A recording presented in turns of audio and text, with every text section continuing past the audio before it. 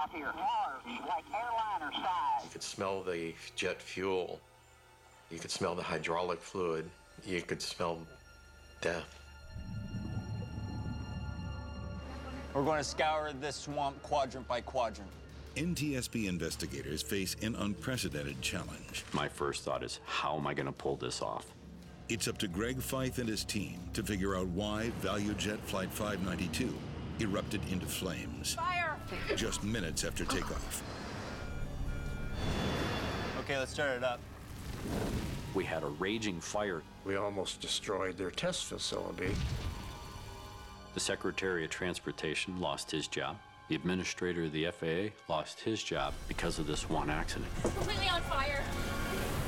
Ladies and gentlemen, we are starting our approach. We lost both engines. Fast will be alert. Emergency reception. Freeze for impact! The last one. Investigation starting. He's gonna crash.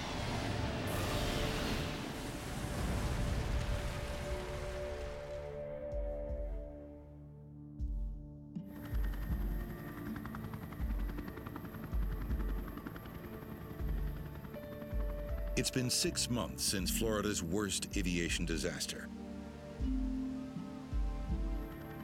ValuJet forced many people in this agency to ask some very tough questions.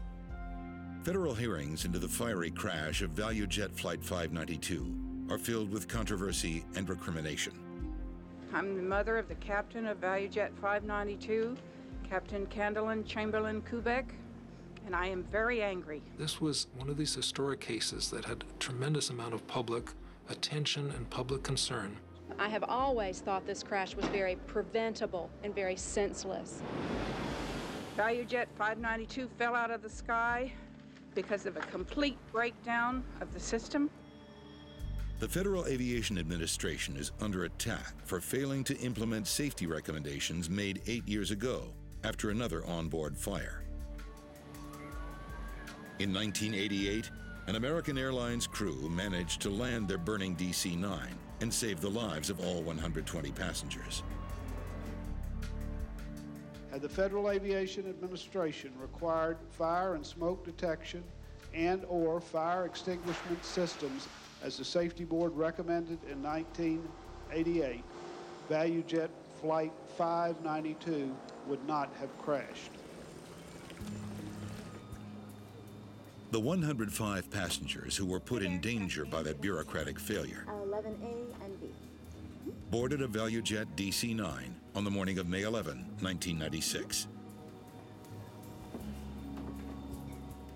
Flight 592 is a 1.5-hour trip from Miami to Atlanta, Georgia.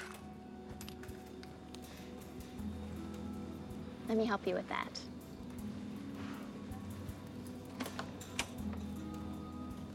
ValuJet was one of the first low-cost carriers.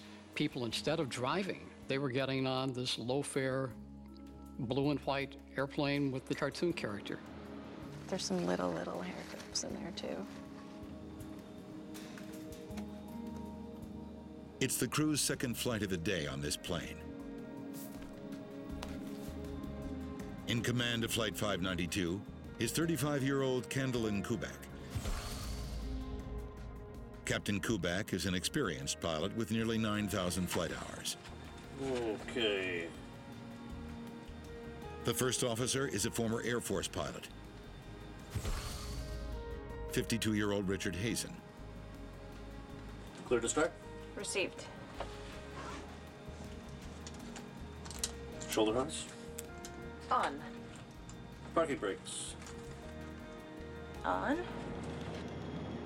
Today's flight is loaded with almost 4,409 pounds of cargo, which includes passenger luggage, ValuJet company material, and U.S. mail.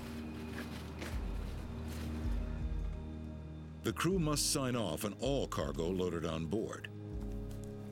With the paperwork complete, there you go. They prepare to taxi to the runway. Critter 592, taxi to runway 9er left. A 9 left, Critter 592. The DC-9 is 27 years old. It has more than 68,000 hours of flight time. On the flight into Miami from Atlanta that day, the autopilot wasn't working, and the PA system was broken. You want to test out the PA and talk to the people? Ladies and gentlemen, from the cockpit, we are in a hold right now for crossing traffic on the ground. Mechanics in Miami were able to fix the PA. It works. We can hear you loud and clear.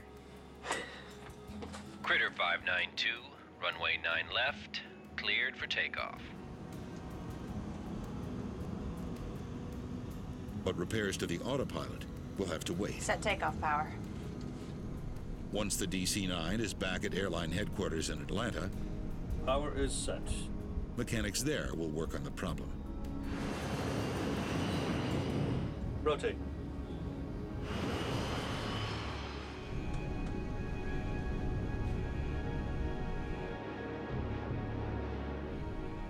The sky was relatively benign that May day, and they were just looking forward to getting home.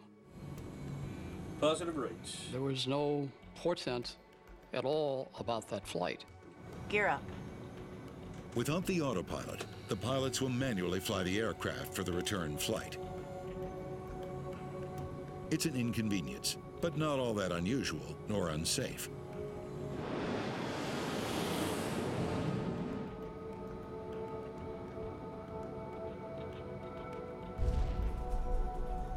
What was that? I don't know. We got some electrical problem. Yeah, that battery charger's kicking in. The plane's batteries are draining fast. Captain Kubek worries she could lose power to her instrument panel and other key flight systems. We're losing everything. Just 6 minutes after takeoff, the crew is facing a barrage of failures. Critter 592, contact Miami Center on 132:45. So long. Controllers in Miami believe Flight 592 is safely on its way to Atlanta. But in the cockpit, Captain Kubek decides to turn around. We need to go back to Miami. Do you smell smoke?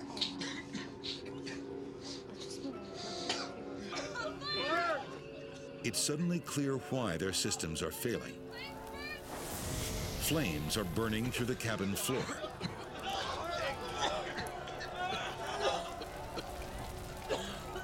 $592 needs immediate return to Miami. Kubek has to get the burning plane on the ground as quickly as possible. You can only shed altitude so fast. You point it down much more than 5 or 6 degrees, and all of a sudden you can become in an overspeed situation. You can stress the aircraft, and you don't want to do that. Roger, Critter 592, turn left heading 270. Descend and maintain 7,000 feet. What kind of problem are you having? Fire! Smoke in the smoke in the cabin. Okay, roger that. First officer is handling the communication. The captain is handling the airplane.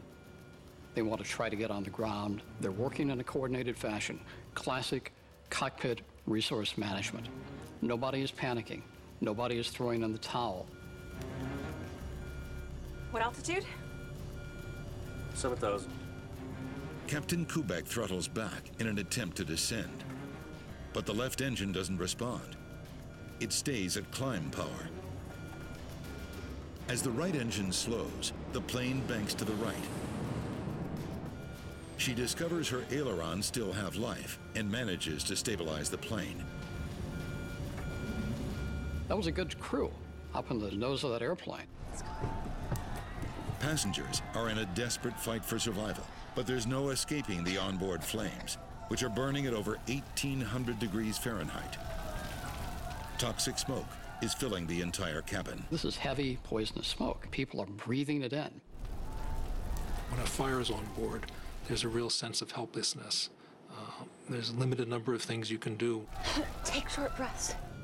Less than 10,000 feet above southern Florida, Captain Kubek has the plane in a tight turn back to the airport.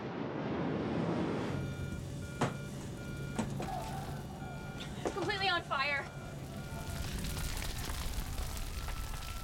The crew of Flight 592 has only seconds to get the burning DC-9 onto a runway before all is lost.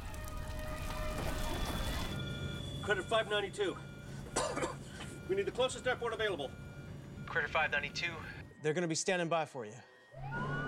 Emergency crews in Miami prepare for the landing.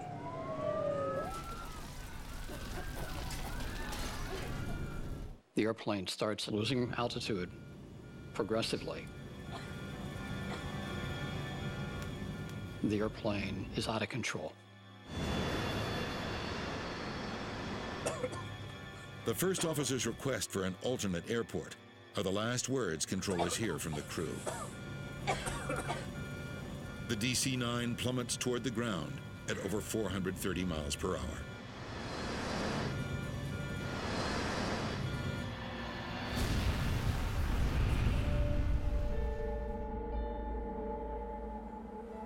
Flight 592 has crashed into one of the most inhospitable spots on Earth, the Florida Everglades. A large jet aircraft has just crashed out here. Large, like airliner size. Need to get your choppers in the air.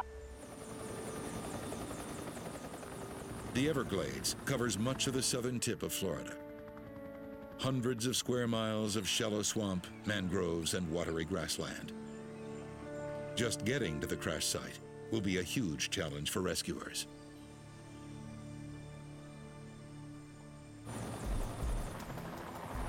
Miami-Dade police helicopters find the wreckage of ValuJet Flight 592 in swampland far from the nearest highway.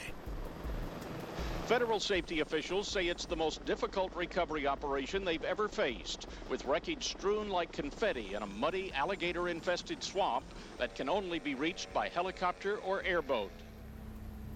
The very waterous, marshy area, and that's proving difficult to reach people that may have survived this crash. Rescuers know that the first hours of this rescue operation are critical. In 1972, Eastern Airlines Flight 401 crashed into the Everglades, 3 miles from the ValuJet crash site. Several passengers drowned before rescuers could reach them. Yeah, to be in the Everglades after the crash, it was utter devastation, destruction. The smell, you could smell the jet fuel. You could smell the hydraulic fluid. You could smell death. Most of the aircraft is sunk beneath the surface of the swamp. The wreckage was in the Everglades. It's a hostile environment. It wasn't clear at that point how much we'd be able to learn from the wreckage or be able to recover. We suited up as best as possible. We first put on that Tyvek suit, and then we put on an extra sleeve, put 2 surgical gloves on, put a pair of work gloves on, and then they duct taped the work gloves to the Tyvek suit. The heavy gear protects rescuers from spilled fuel and other toxins. But below the surface of the swamp lurks an even deadlier threat. They had to have a sharpshooter on top of the airboat at all times. The crash site is a nesting grounds for alligators.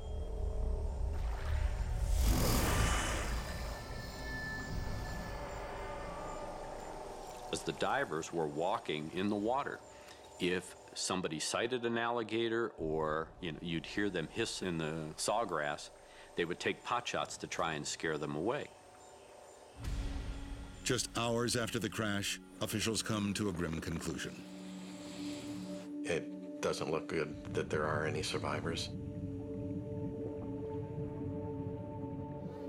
All 105 passengers on board Flight 592 are dead.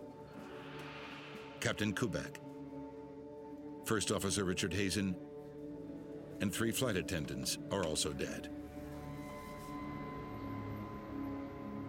I feel that it's going to be difficult, if not impossible, to identify everybody.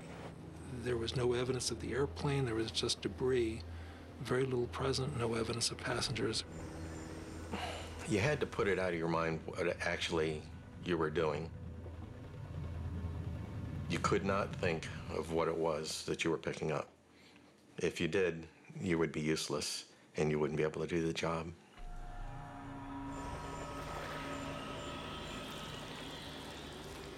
My initial reaction in a situation like that is just, it's anger. It's not again, it's how can this happen, it's what happened, why. The morning after the crash, NTSB investigators join local and federal police agents at the site. They know the pilots of Flight 592 reported smoke in the cabin. Now they need to find out what caused it. All right, let's get to work. The team is led by veteran investigator Greg Fife. You got to step back, take a deep breath, and then start to prioritize. Okay, what do I have to do now? And then utilize the resources to make that happen. It's showtime.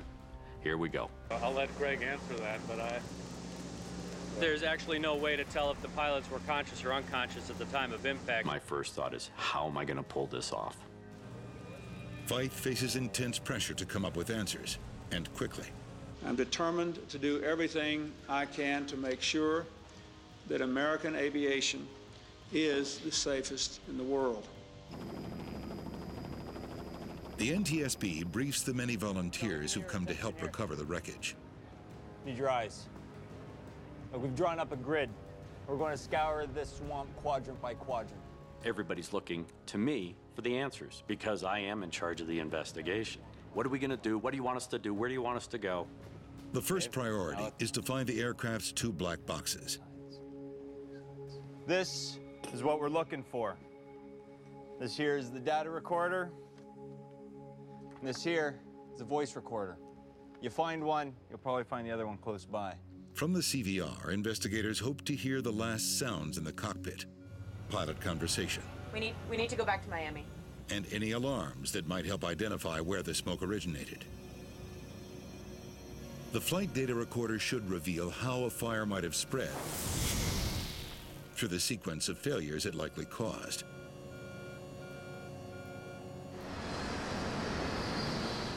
Each box holds clues that could help investigators uncover the precise cause of the crash. If you find one, the cold beer's on me.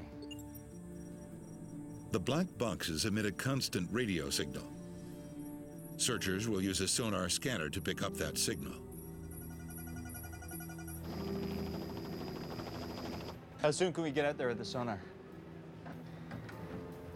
Sonar's on its way. They'll be able to pick up those pingers to hopefully identify where, in fact, those boxes lie in the wreckage. But Navy technicians soon find that their sophisticated gear is no match for the Everglades. Side scan sonar didn't work because the sawgrass is so dense it can't see through the sawgrass. What really worked for us was going back to the basics.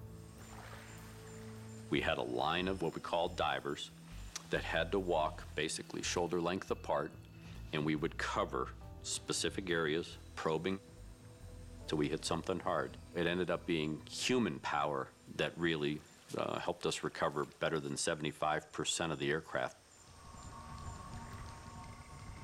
As the Everglades search continues, investigators in Miami dig through Flight 592's records, looking for clues as to what might have caused a fire.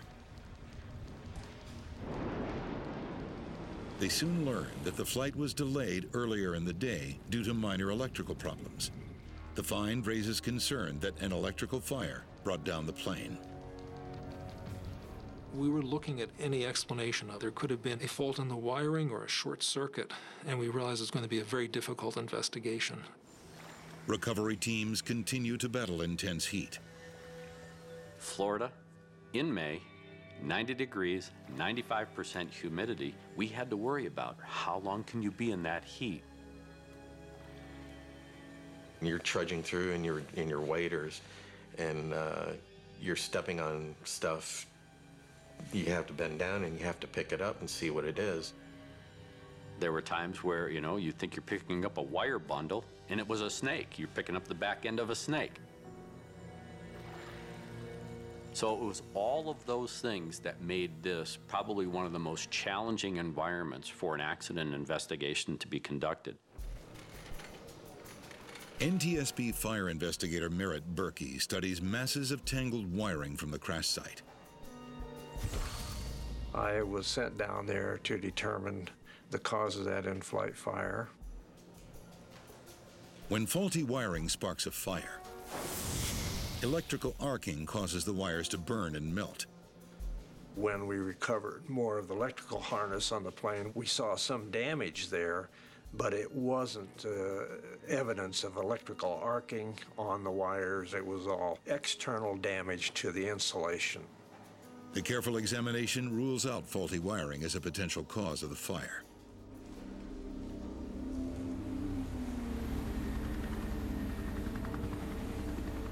Another challenge. The Everglades is not a stagnant swamp. It has a current that flows out to sea. One of the unique things about the Florida Everglades is that it's water, and it's constantly in motion. That current makes the job of tracking down aircraft debris even harder. Well, as the water moves, and basically the tide goes up and down, if you will, some of those parts that were trapped underwater in the sawgrass would break loose and float to the surface. You could go back and find more parts than the first day you were in that grid.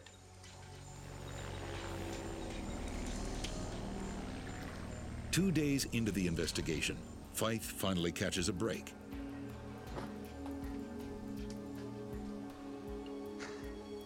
A hot damn. We found ourselves a box. It was sitting on the bottom in the mud, partially submerged under about 3 to 4 feet of water. One of the Metro-Dade Police Fire Rescue folks was walking their grid and actually stepped on one of the orange boxes. The whole accident site, all of the investigators, everybody comes to a halt as soon as the word spreads that we think we got a recorder. Officials wasted no time bringing it out of the swamp into a police car and onto a plane for Washington. The aging DC-9 was equipped with a primitive FDR. It recorded only 11 flight parameters, compared to the hundreds recorded by modern units. But the next morning, when Fyfe studies the preliminary results from Washington, he finds a clue that may point to the origin of the fire. Dive 800 feet and back in 3 seconds. It's impossible. The FDR recorded a sudden increase in air pressure. What we found on the flight data recorder that records the parameter of the static pressure was that there was a bump. It spiked briefly and then went back to a nominal value. Sensors on the fuselage measure outside air pressure. Normally, the pressure decreases with altitude. But as Flight 592 was climbing, the pressure briefly went up, not down. A DC-9 cannot dive and climb that quickly. The numbers don't make sense. Look at this. We really didn't know. We theorized about a variety of different things. Could have been an explosion on board? A shockwave moving outward from inside the aircraft can cause a sudden spike in external pressure. And of course, you start thinking, an explosion could do that. So do we have a bomb? With an onboard explosion a real possibility, Merritt Berkey examines the wreckage to see if he can figure out where the fire originated. So we had a lot of parts coming in that were damaged, almost all limited to the cargo compartment. We had melted structure components that were in the overhead of the cargo compartment, which made up the floor of the passenger compartment. And then we also had some seat tracks for the passengers that were burned and melted. We determined that the fire was very intense up in the upper area of the cargo compartment on the left side.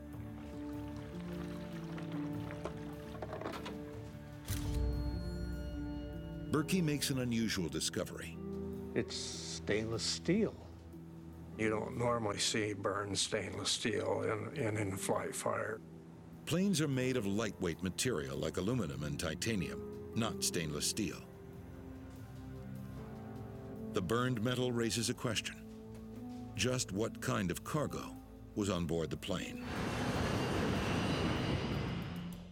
Investigator Malcolm Brenner needs to know exactly what type of cargo ValuJet Flight 592 was carrying. The operations group more and more became concerned about the cargo that was loaded on the airplane and what possible significance it could have to the accident.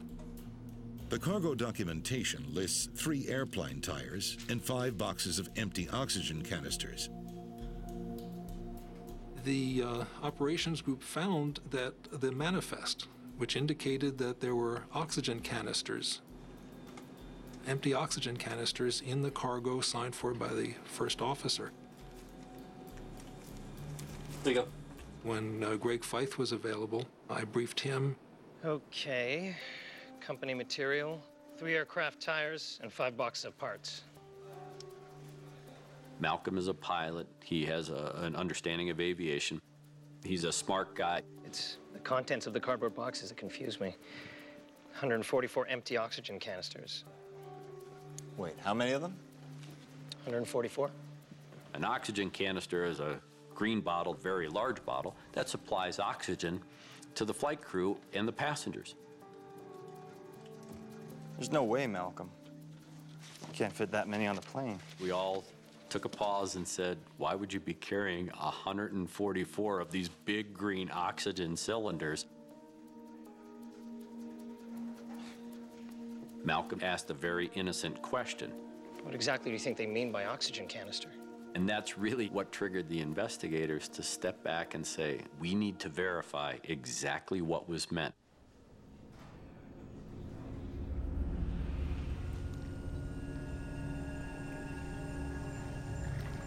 At the crash site, the recovery work continues. The debris includes dozens of small metal cylinders, parts not from the DC-9. Investigators now understand what was in the boxes listed on the cargo manifest. We found out that it was not a canister, but in fact an oxygen generator. Oxygen generators are small devices installed above passenger seats of certain airlines. They're connected to oxygen masks that drop down in the event of cabin depressurization. Pulling down on the mask yanks a lanyard which slides out a retaining pin.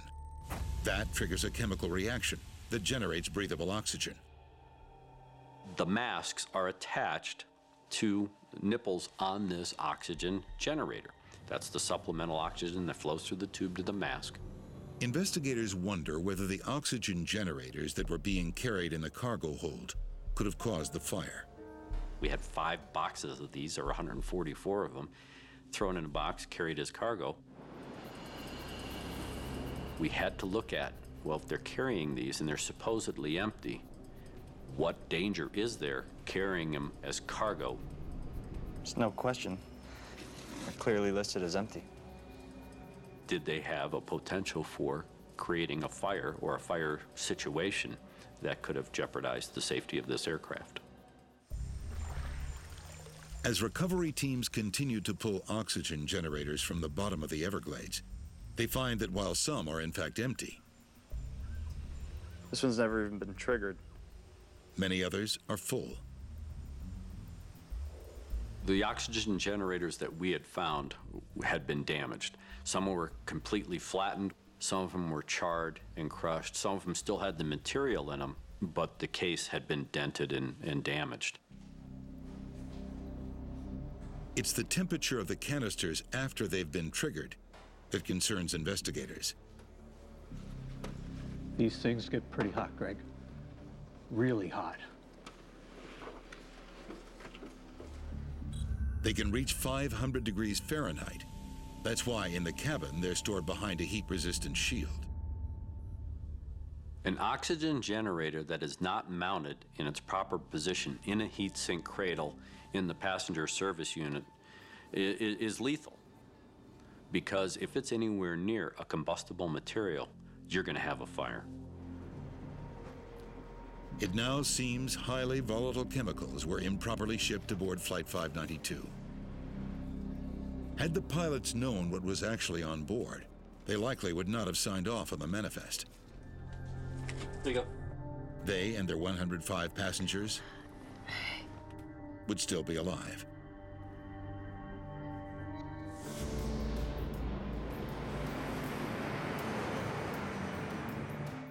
4 days after the crash of Flight 592. Hazardous materials specialist Jim Henderson joins the team. Initial documentation that we were looking for was the records of where the chemical oxygen generators had come from, how they got on the airplane. Henderson reviews the history of the ValuJet fleet. We found out that ValuJet had recently purchased 3 airplanes from other carriers. Well, I think I know where they came from. ValuJet's work order on these airplanes basically were to open the plane up, find out what the dates were on the generators. Oxygen generators have a shelf life. To meet federal safety standards, any out-of-date generators on the recently purchased planes needed to be replaced. That job was given to a company called SaberTech. We spoke to the maintenance personnel primarily to find out how these were handled. Thanks for taking the time. The chemical oxygen generators had been removed from an airplane. We wanted to make sure that they were handled in accordance with their work cards. Henderson learns that SaberTech removed 144 oxygen generators. Most of them were out of date, but still full. There are strict guidelines regulating how oxygen generators are to be removed and shipped safely. The work orders basically described how to take them off the aircraft and how to replace the new generators on the aircraft. Once removed from the aircraft, one of the safety precautions is to replace the safety cap that keeps it from accidentally activating. Says we should put shipping caps on them. Do we have any? Many of the mechanics realized how dangerous they were. The mechanics recognized the need for safety caps. Several mechanics told us in interviews that they had advised their supervisors of the need for safety caps. They look like this. Did you see any? No, they didn't have any. And you can't take them off the new ones. Henderson learns that since they didn't have protective caps, SaberTech mechanics improvised. The maintenance people didn't have the safety caps. One of the other things that was mentioned on the work order was that they take the lanyards and wrap them around the oxygen generator. There were several others who felt that the lanyards were unnecessary, so they actually physically cut the lanyards off, leaving the pins basically free inside of the generator.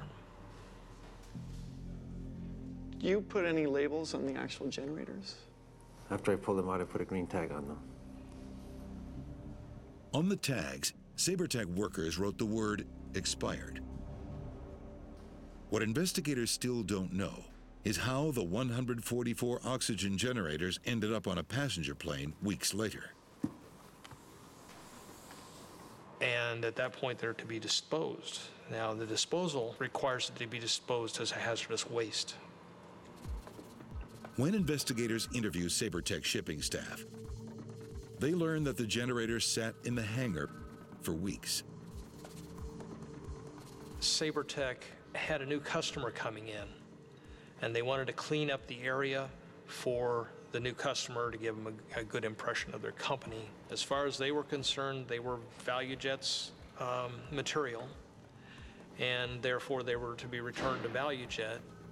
Investigators discover that the potentially hazardous generators were on Flight 592 due to a misunderstanding over a single word, expired. Did someone actually think that expired meant empty?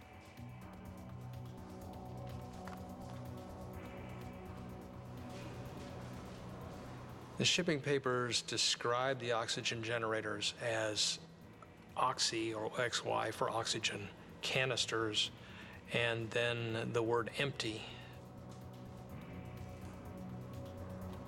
This was a big problem because these oxygen generators weren't empty. They had expired, but expiration just meant that they had exceeded their shelf life. The use of the term empty was an error on his part. However, the shipping clerk himself wasn't that familiar with the oxygen generators. They were still capable of generating oxygen. They hadn't been properly safed. They hadn't been properly packaged. So we were really concerned that this might be either what caused the accident or what made the fire worse. On May 11th, 1996, airport workers loaded potentially flammable cargo onto ValuJet 592. However, the DC-9's cargo hold is specifically designed to contain a fire. Regulations required that the cargo hold be airtight. If, in fact, you do have a fire in that cargo hold, it'll burn itself out because it's airtight. But would a cargo fire burn out if the cargo itself produced oxygen?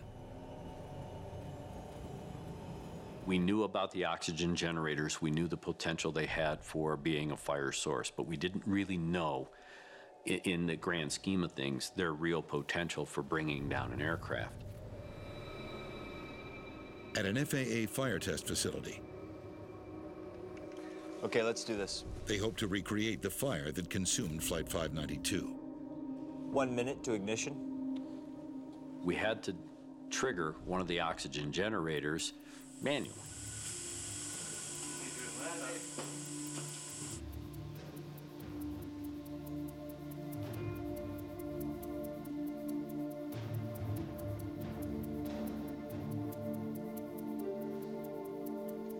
Nothing at all. We didn't really get much of a fire. An activated oxygen generator isn't enough to set fire to the cardboard box it's packed in. So how'd these things start a fire? NTSB investigators are back at square one. They can't prove their theory.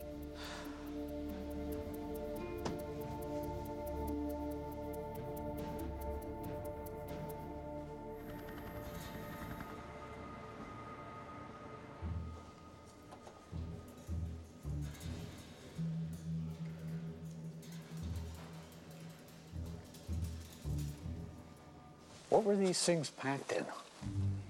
The failure of the fire test prompts investigators to look more closely at exactly how the oxygen generators were packaged for transport. The first test we did, we had not packed them exactly the way they were packed. I need a layer of bubble wrap. We did not use bubble wrap in the first test. That is, put bubble wrap over the top of the generators before we closed the box.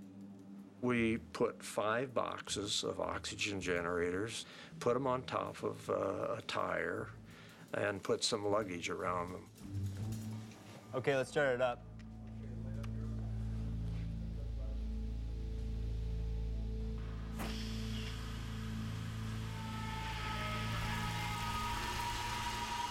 It made an unbelievable noise. It was a high-pitched scream. We all looked at each other. We were kind of startled. I mean, the sound was deafening.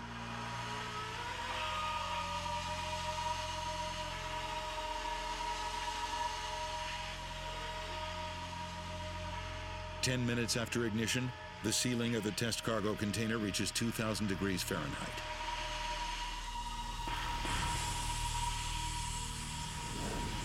Lord almighty. We almost destroyed their test facility.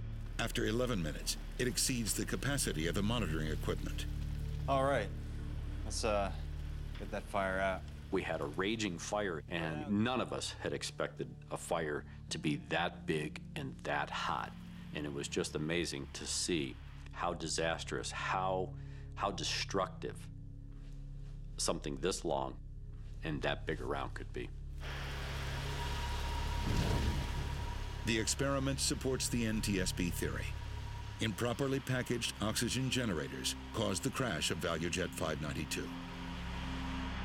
Even in an airtight cargo hold, the fire would have burned fiercely enough to bring down the DC-9. The problem with Flight 592 is that you defeat the intended purpose of the Class D cargo hold, because even though the hold may be airtight, You've got 144 sources of oxygen in that airtight container.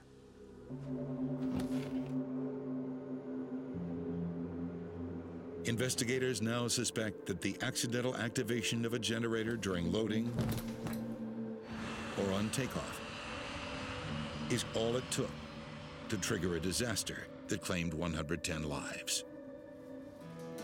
With the help of the plane's flight recorders, Oxygen generators are loaded sometime after 1300. investigators are able to reconstruct the final moments of ValuJet 592. Target right. Gear up. There was a muffled bump or thump that had come off the cockpit voice recorder, which prompted the captain to ask, What was that?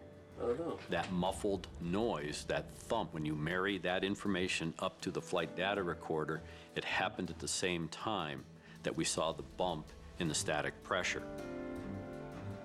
The sound recorded on the CVR is the tire exploding. The same explosion picked up by the flight data recorder. What kind of problem are you having? Fire. Smoke in the cabin. It's been 30 seconds since the explosion. Hazen requests a return to Miami. 592 needs immediate return to Miami.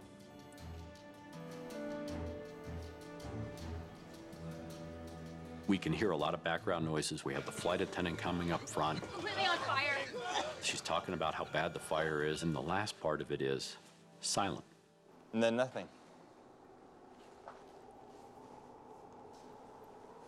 There is no crew interaction. There is no talking. There is no verbal communication. All you hear is the sound of the wind.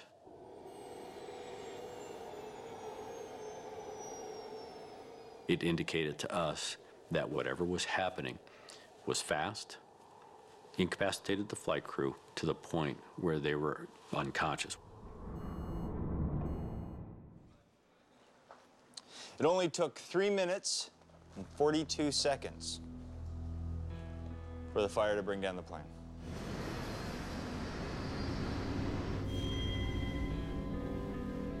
There was no chance of getting the plane to the ground safely.